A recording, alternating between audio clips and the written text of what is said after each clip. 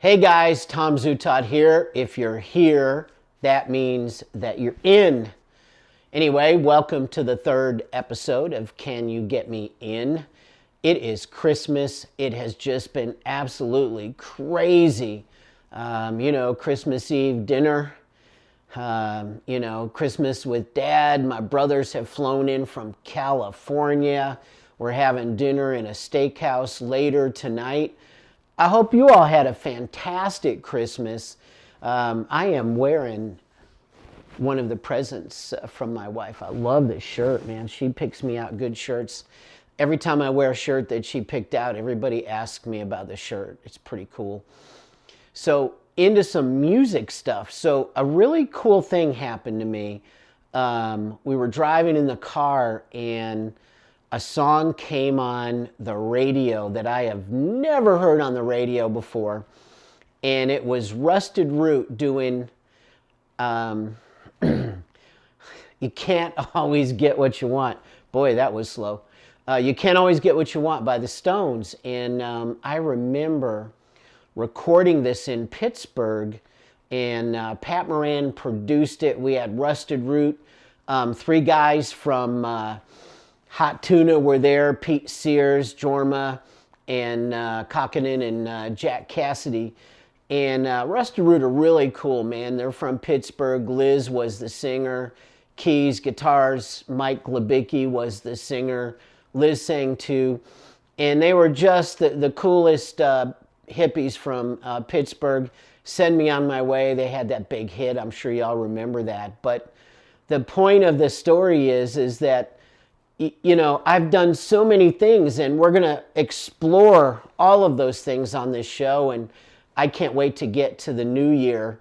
But back to Rusted Root. So Pat Moran produced that, and in the spirit of Christmas, one of the nicest things that I ever did for Christmas was I flew my daughter and I to London for Christmas, and of course, the unexpected happens. One thing that happened is I got a phone call from Slash, who was still having his heroin days, and he was overdosed. And fortunately, I was able to get a hold of one of his parents, and, they got to him. And of course, he's now been heroin drug free for a really long time. And I'm so proud of that. I used to wake up in the mornings worried I'd hear on the radio that he overdosed. So anyway, I'm in London for Christmas, and Christmas Eve I get that phone call at like 1 in the morning London time, which is probably about 6 p.m. in LA. And I'm glad that Slash got a hold of me, and I'm glad that all worked out. There'll be lots more things on Guns N' Roses coming up in the future, Motley Crue for that matter too.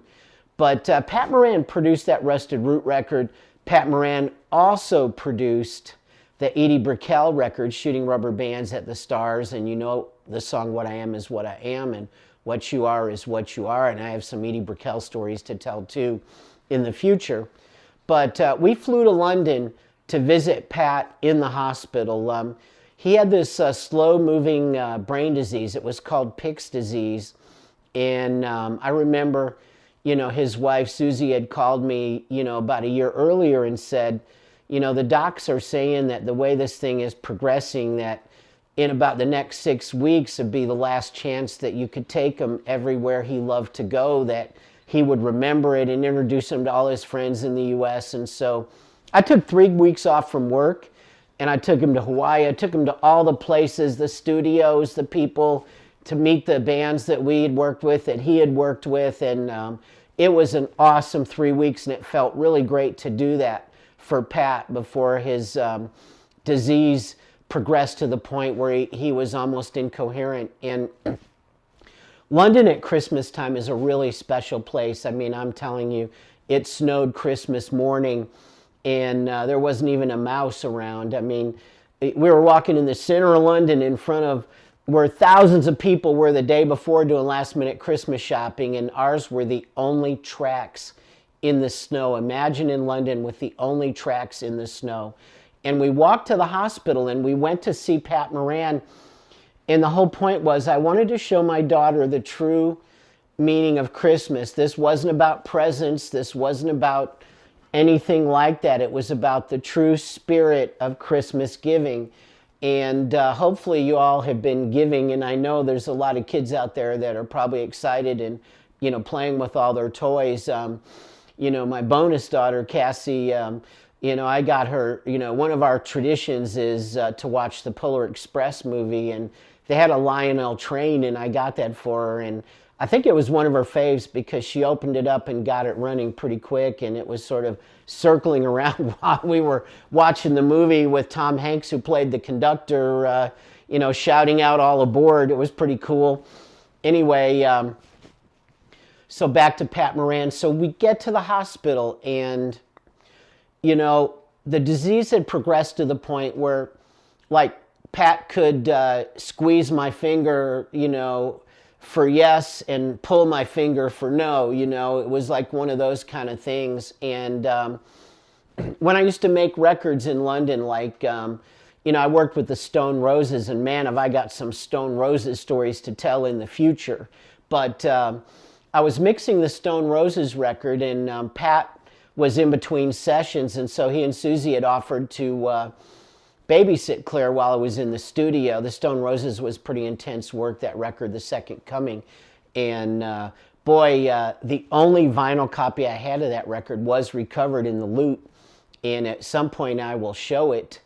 Anyway, so we went and we talked to Pat, and, you know, we'd ask him a question, and, you know, he'd squeeze the finger or pull the finger based on yes or no.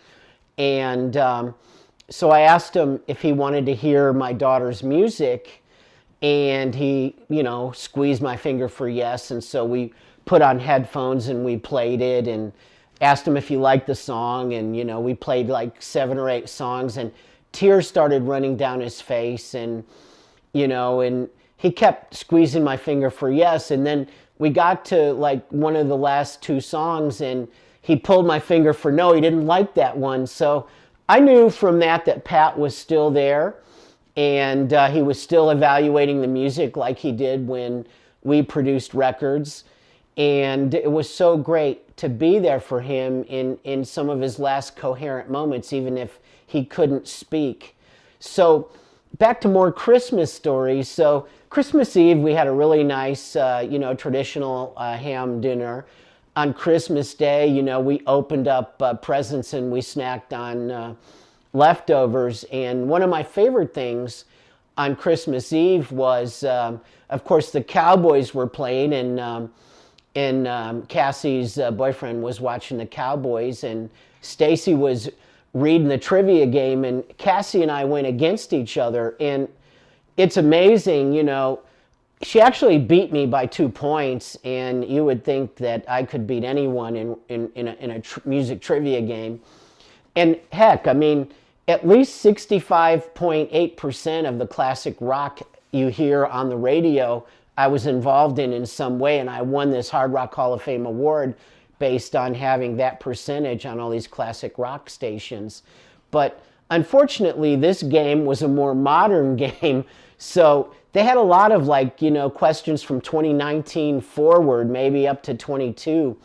And boy, Cassie rocked those, man. You know, my bonus daughter, she rocked those questions. And of course, the question would come up like about Guns N' Roses or Motley Crue or this one or that one, and I'd be like, yeah, I know the answer to that, Def Leppard, you know. And I thought for sure I was going to win, you know, and I didn't win. It was so humiliating to lose to her, but she knew all that new, like, you know, the pop and, you know, pop divas, rap, hip hop, and all this new, you know, country music that almost sounds like pop music. But all those answers led her to victory. So if any of you happen to have like an older version of that game, like like 2018, I could easily win, because those will be all things that I know. So as a forward to next week's show, of course, it's going to be the New Year's show. And we're going to do New Year's confessions and New Year's resolutions with my 2 brothers from California. And heck, I don't know what kind of resolutions or confessions they're going to have. and my two nephews, Dawson and Bentley, who some of you have most likely heard on Nickelodeon as the voice of some of the cartoons there. But anyway, I'm excited to get to New Year's, and we'll be back with you next Thursday, the day after New Year's. And again, I hope you all had a really Merry Christmas, a Happy Hanukkah, which started on Christmas for the first time since 2019, no. It's 5 times it's happened since 1900. And so Happy Hanukkah, Merry Christmas, Merry Kwanzaa, and whatever you spiritually do for the holidays, I hope you're doing it. I hope you're stress-free. There's always stress with the holidays, right? Nothing is ever perfect. Anyway, look forward to seeing you all next Thursday.